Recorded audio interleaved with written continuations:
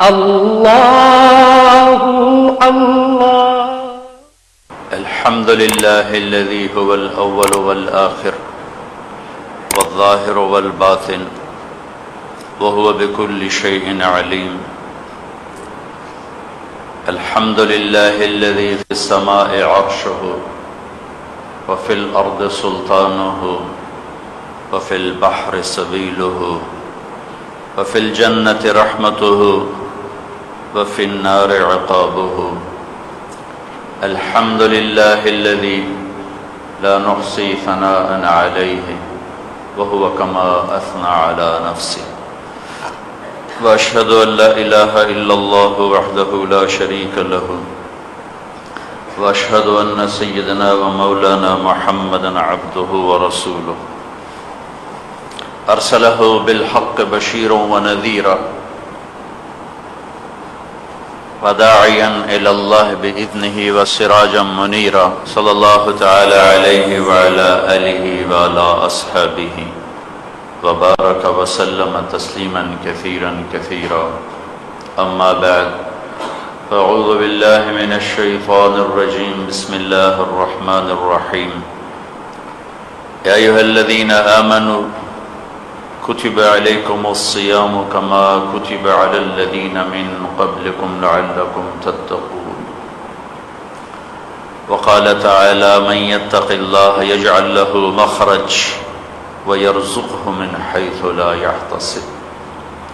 وقال النبي صلى الله تعالى عليه وسلم من صام رمضان إيمانا واحتسابا غفر له ما تقدم من ذنبه. وقال النبي صلى الله تعالى عليه وسلم من قام رمضان إيمانا واحتسابا غفر له ما تقدم من ذنبه. وقال النبي صلى الله تعالى عليه وسلم من صام يوما تطوعا ثم أعطي ملء الأرض ذهبا لم يستوف ثوابه دون يوم الحساب او کما قال صلی اللہ تعالی علیہ وسلم. میرے محترم بھائی اور دوستو، اللہ کا ایک امر، ایک حکم ہماری طرف متوجہ ہونے والا ہے. رمضان سے پہلے اللہ کے رسول صلی اللہ علیہ وسلم منبر پہ تشریف لائے، فرمایا ماذا یستقبل، تمہیں خبر ہے کون آ رہا ہے. وماذا تستقبلون، تمہیں خبر ہے تم کس کے سامنے آ رہے ہو. پھر کہا ماذا یستقبلکم وماذا تستقبلون، کون آ رہا ہے، کس کے سامنے آ رہے ہو، کون تمہارے سامنے آ رہا ہے. ابتدا ہی ایسی عجیب تھی کہ سب کے کان کھڑے ہو گئے کہ آپ کیا کہہ رہے ہیں. پھر تیسری دفعہ ماذا یستقبلکم وماذا تستقبلون، کون آ رہا ہے. اگر ہم اپنی زبان میں کریں، عربی میں ترجمہ تو اور ہے لیکن مفہوم یہی ہے، کون آ رہا ہے، کون آ رہا ہے، کون آ رہا ہے. تو عمر رضی اللہ تعالیٰ عنہ کھڑے ہو ایسے گھبرائے سارے، اوحی نزل، یا رسول اللہ کوئی وحی آ گئی، کوئی نیا امر، کوئی وحی آسمان سے. قال لا، نہیں. عدو حضر، آپ کا انداز ایسا تھا کہ ایک ہیبت چھا گئی تھی، تو اس لحاظ سے انہوں نے اگلا سوال کیا کیا کسی دشمن نے حملہ کر دیا ہے، کیا کوئی دشمن حملہ آور ہو گیا ہے. قال لا، نہیں. تو پھر کیا ہے؟ تو آپ نے کہا رمضان آ گیا ہے، تمہارے سامنے رمضان آ رہا ہے اور تم رمضان کے سامنے آ رہے ہو. رمضان آ رہا ہے، اللہ کا امر آ رہا ہے، اللہ کا حکم آ رہا ہے، ہمیں کچھ دینے کے لیے آ رہا ہے. رات کی تراویح مل رہی ہے کچھ دینے کے لیے، جن کی بھوک پیاس مل رہی ہے کچھ دینے کے لیے. جنت کے 8 دروازوں میں ایک دروازہ ہے. 8 جنت کے 8 دروازے ہیں، جہنم کے 7 دروازے ہیں. اس سے پتہ چلتا ہے جہنم چھوٹی ہے، جنت بڑی ہے. 8 دروازوں میں ایک دروازے کا نام ہے ریان. ریان یہ دروازہ صرف روزہ رکھنے والوں کے لیے ہے. اس میں صرف روزہ رکھنے والا گزر سکتا ہے اور کوئی نہیں گزر سکتا. جب روزہ رکھنے والے اس امت والے اور پچھلی امتوں والے جب گزر جائیں گے تو اس دروازے کو بند کر دیا جائے گا. یہ صرف ان کے عزت میں یہ دروازہ کھولا جائے گا. یہ جیسے عام طور پہ جاؤ نا ایئرپورٹوں پہ رش ہوتا ہے تو وہ جو جاننے والے ہوتے ہیں سیکورٹی افسر، آپ ادھر سے آ جائیں، ادھر سے آ جائیں، وہ رش میں سے نکال کر ایک دوسرے دروازے سے امیگریشن کروا کے نکال دیتے ہیں. بالکل یہی اللہ تعالیٰ قیامت کے دن کرنے والا ہے. جو اس کے لیے بھوکے رہے، جو اس کے لیے پیاسے رہے. کھانا سامنے ہے اور ہاتھ نہیں اٹھ رہا، بیوی سامنے ہے شہوت کی نظر نہیں اٹھ رہی، تو ان کو اللہ خصوصی پروٹوکول دے گا کہ رش ہے رش. میرے نبی نے فرمایا 8 دروازے ہیں اور ہر دروازے کا یہ درمیانی فاصلہ اتنا ہے، یہاں سے چلو تو یہاں تک پہنچنے میں 40 سال لگتے ہیں. اتنا بڑا ہے، اتنا بڑا ہے. لیکن جب اللہ دروازے کھولے گا تو اتنا رش ہوگا کہ کندھے سے کندھا پھنس رہا ہوگا، اتنا رش ہوگا. تو اللہ تعالیٰ اس میں سے کہے گا ہاں بھائی یہ جو میرے بندے جو میرے لیے بھوکے رہتے تھے، آپ حضرات لائن میں نہ لگیں، ادھر آ جائیں. لائن میں نہ لگیں، ادھر آ جائیں. لائن سے نکالا جائے گا، بہت رش ہے، آپ کو تکلیف ہوگی، بہت رش ہے، آپ ادھر آئیں، یہ دروازہ صرف آپ کے لیے ہے، اس میں کوئی رش نہیں، آئیے تشریف لے چلیے، تشریف لے چلیے، تشریف لے چلیے. وہ ہوں گے تھوڑے سے، ہوں گے ابھی 70% نہیں رکھتے. میں کہاں کس کے سامنے رونا روں. ڈنڈے سے اسلام نہیں آتا ہے. اسلام دل کی دنیا جب آباد ہوتی ہے پھر اسلام آتا ہے. ہاں حدود شریعت کو حکومت نافذ کر سکتی ہے، حکومت اسلام نافذ نہیں کر سکتی. اسلام اندر کی چیز ہے، باہر کی نہیں ہے. تو اللہ تعالیٰ فرمائیں گے آپ حضرات ادھر تشریف لائیں، ادھر تشریف لائیں. تو آئیے آپ آرام سے گزریں. جب روزہ رکھنے والے مرد عورت آدم علیہ السلام کی امت سے لے کر اس امت کا آخری روزہ رکھنے والا مرد عورت جب یہ گزر جائیں گے، اچھا ہم آئے تو بعد میں، لیکن جب جانے کا وقت آئے گا، جب جانے کا وقت آئے گا تو اللہ سب سے پہلے ہمارے نبی کو اندر پہنچائیں گے، پھر اس امت کو اندر پہنچائیں گے، پھر بعد میں پتہ نہیں کون سی امت. بس اتنی ترتیب میرے نبی نے بتائی. سب سے پہلے میرا قدم پڑے گا، پھر میرے بعد میری امت آئے گی. سارے نبیوں پر جنت حرام ہے جب تک میں نہ چلا جاؤں، اور ساری امتوں پر جنت حرام ہے جب تک میری امت نہ چلی جائے. آپ کی امت جائے گی، روزے والوں کے لیے الگ دروازہ ہوگا مرد عورت، پھر بعد میں دوسری امتیں. جب یہ سارے نکل جائیں گے تو یہ دروازہ بند ہو جائے گا. بس وہ ہر اس میں بڑے ایئرپورٹس پر ایک وی آئی پیز کے لیے کاؤنٹر ہوتا ہے. جہاں عام آدمی کی امیگریشن نہیں ہوتی، وی آئی پی لوگوں کی امیگریشن ہوتی، وہ رشی کو نہیں ہوتا. تو آرام سے جا کے امیگریشن کرا کے باہر جاؤ. اس دن بھی ایسا ہی ہوگا، وہاں بھی تو امیگریشن ہونی ہے نا. میں ہر بیان میں کہتا ہوں لا الہ الا اللہ پاسپورٹ ہے، محمد الرسول اللہ ویزا ہے. لا الہ الا اللہ جنت کا پاسپورٹ ہے، محمد الرسول اللہ جنت کا ویزا ہے.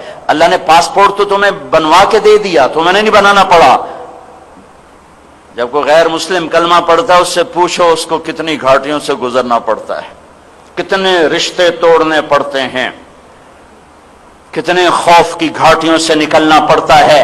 ماں کی گود سے اللہ نے ہمیں پاسپورٹ ہاتھ میں پکڑا کر کہا میرے بندے اب ویزا محمدی ویزا خود لگوا. چونکہ جنت کے دروازے پر پاسپورٹ بھی دیکھا جائے گا، ویزا بھی دیکھا جائے گا. ویزا نہیں ہے تو واپس. تو میرا رب روزے رکھنے والوں کے لیے ایک الگ دروازہ بنایا ہوا ہے. آئیں بھائی روزے والے حضرات، خواتین و حضرات، الصائمون والصائمات، جو اللہ نے 10 صفات بیان کی ہیں ان میں الصائمین والصائمات، روزہ رکھنے والے مرد، روزہ رکھنے والی عورتیں. الصائمین والصائمات، الگ سے اس صفت کو ذکر کیا ہے قرآن میں۔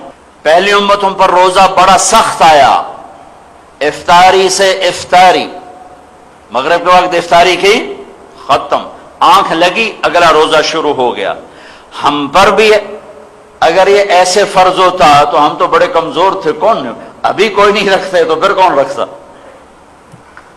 پہلی امتوں کا روزہ سخت، افطاری سے افطاری، شام کو افطاری کی، روزہ اگلا شروع ہو گیا، اب نہ بیوی کے پاس جا سکتے، آنکھ لگنا آنکھ لگ گئی بس اگلا روزہ شروع ہو گیا۔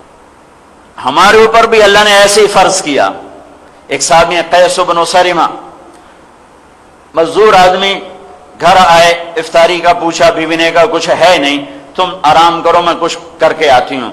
وہ گئیں، ان کو دیر ہو گئی، ان کی آنکھ لگ گئی، سو گئے، سورج ڈوب گیا، وقت گزر گیا، آنکھ کھلی، بیوی آئی، ارے سریمہ، قیس، ارے تو ہلاک ہو گیا۔ کہ کیا ہوا؟ کہ اگلا روزہ شروع ہو گیا۔ پھر ظہر کی نماز میں وہ مسجد میں آئے، یا خود کہا یا آپ نے پوچھا کیا ہوا؟ قیس کیا ہوا؟ کہ یا رسول اللہ مر گیا، مزدور آدمی ہوں، کیسے روزہ نبھاؤں گا؟ یا خود آ کر کہ یا رسول اللہ میں ہلاک ہو گیا، میرے بس کا نہیں روزہ نبھانا۔ تو میرے رب نے نبی کے طفیل کرم فرما کر کہا چلو کلوا واشربوا حتی یتبین لکم الخیط الابیض من الخیط الاسود من الفجر ثم اتموا الصیام الی اللیل، چلو رات ساری پڑی ہے، سحری تک کھاؤ۔ میں قربان جاؤں اپنے نبی کی رحمت پر امت کے لیے کہ آپ کی بھوک حالانکہ اللہ کے امر کی وجہ سے تھی، پیاس اللہ کے امر کی وجہ سے، لیکن اس میں بھی آپ کے لیے کیا گنجائش فرمائی کہ سب سے بہترین سحری ہے آخر وقت میں کھانا۔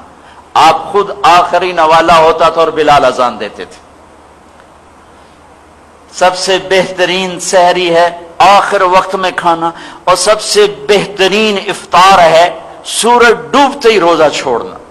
ادھر اس کا کنارہ اندر جائے، ادھر کھجور منہ میں جائے، کس لیے کہ میری امت کو بھوک اور پیاس کا وقت تھوڑا برداشت کرنا پڑے۔ سبحان اللہ۔ اور پھر حالانکہ ہم تو اپنی بھوک مٹانے کے لیے سحری کھاتے ہیں، تو اللہ سے منوا لیا ان اللہ وملائکتہ لیصلون علی المتسحرین، سحری کھانے والوں پر اللہ اس کے فرشتوں کا درود و سلام ہوتا ہے، اللہ کی رحمت ہوتی ہے، فرشتوں کا درود و سلام ہوتا ہے۔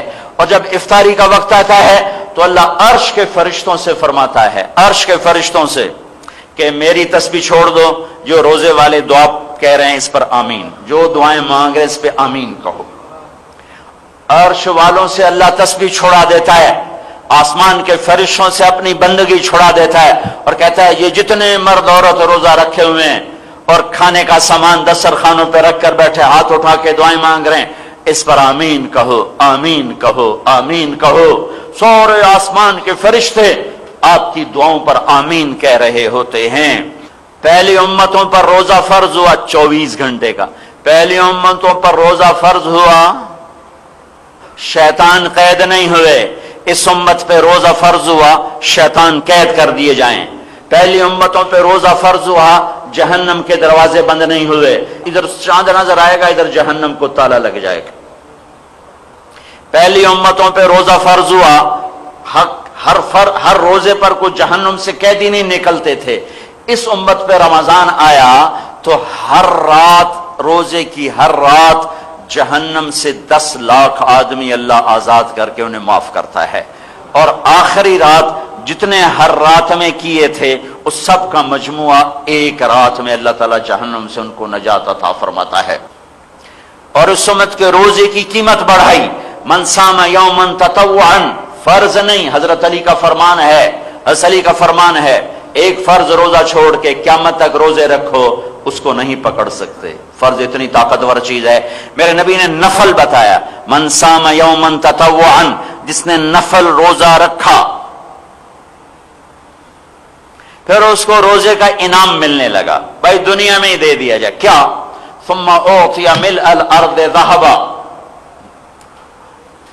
بھائی یہ 7 بر اعظم سونے سے بھر دیے جائیں، 7 بر اعظم سونے سے بھر دیے گئے، اور اسے کہا گیا میرے بھائی میری بہن یہ آپ کے روزے کا صلہ ہے، تو میرے نبی نے فرمایا یہ سونے سے بھرا ہوا جہان اس نفل روزے کا بدلہ نہیں بن سکتا۔ تو فرض روزہ کیسا ہوگا؟ فرض کیسا ہوگا؟ بھوک اور پیاس، ایک تو اللہ دیکھنا چاہتا ہے کہ میرا بندہ میرے لیے کتنی قربانی کرتا ہے، ایک اس سارے جسم کی صحت کا دار و مدار ہے اس پر، سارے جسم کو اللہ تعالیٰ تازہ کر دیتا ہے بشرطے کہ رعایت کی جائے۔ ہم تو افطاری میں تباہی پھیر دیتے، سارے روزے کی روحانیت بھی ختم اور جو جسمانی فائدہ تھا وہ بھی ختم۔ میرے نبی تو 1 کھجور کھا کے روزہ افطار فرماتے، 1 کھا لی، 2 کھا لی، 3 کھا لی، سادہ پانی پی لیا، تو سارے دن کی جو جسم میں حرارت پیدا ہوتی ہے وہ سارے جسم کے گندے مادے جلا دیتی ہے۔ لیکن ہمارے دسترخوان پہ پکوڑے، کھبے پسے سموسے، اگوں چاٹ، ادھے پیس، ادھے مچھی، یہ تو مارے گئے، یہ اتنا کھائیں گے کہ پھر ان سے اٹھا ہی نہیں جائے گا، پھر کہیں گے جی ہون جی تراویاں کیویں پڑھیے، ہون تو جی پڑھیاں ہی نہیں جانے، تو پہلے بندے بن جاؤ تو آپ پڑھ لو، کھاؤ کھاؤ تباہی پھیر دیتے۔ جیسے حرام کھانا منع ہے ایسے ہی حلال میں بے احتیاطی بھی منع ہے، کلو وشربوا ولا تسرفوا، کھاؤ پیو حلال، لیکن بندے بن کے کھاؤ، جانور بن کے نہ کھاؤ۔ جانور کو بھی دیکھو ایک وقت میں چارہ ہی کھاتا ہے، تمہاری طرف 50 چیزیں نہیں کھاتا،